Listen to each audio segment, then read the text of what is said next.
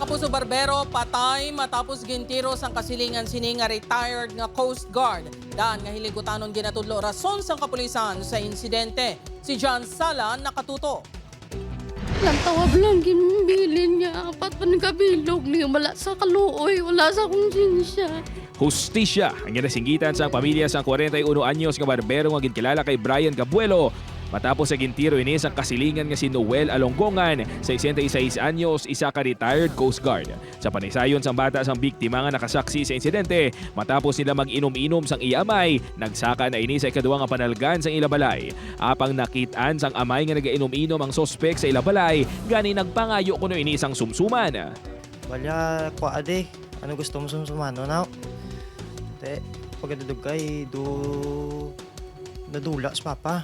Kita ko na sa papa, kaya nadamo ng dugo sa ulo. Si Weng, may pusil siya nga ginatutok. Tapos gintutok kapag samon, pati sa mga tanod.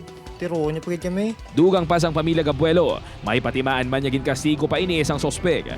Natabo mismo sa sulod sang balay sang sospek ang krimen. Suno sa Molo Police, madugay na nga nagadumot ang sospek sa biktima bangod sa magahod nga sound system. Ang biktima, dati nga nga may sala sa iya, atong ligan nga mga sinimana, may pista da, ang suspect na tayo nga tani, bawas-bawasan ang ila sound system, hindi ko na nagapati ang biktima. Gilayon niya gindala sa ospital ang biktima bangod sa igo sa agtang kag abaga tugas ang kalibre 45 armas. Sunod sa sospek masabad ang biktima kag nagahara-hara padulong sa ilabalay. Apisar nga nanirado na kuno sila, nanuktok pa ang biktima.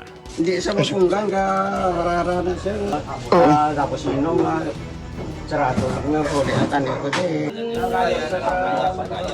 Sunod sa live-in partners ang biktima makapila ka beses manila nga ginsita ang pamilya sang sospek bangod sa ilagahod apang wala man nila ginasapak. Desidido ang pamilya sang biktima nga pasabto ng sospek.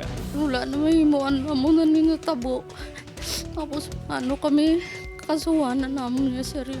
Samtang ginkumpirmar sang bata sang biktima nga pasado alauna subong nga hapon, ginbawian sang kabuhi ang amay sa ospital. Desidido ang pamilya nga magpasaka sang kaso batok sa sospek. Upod kay Hans Desierto, John Sala. 1 Western Visayas.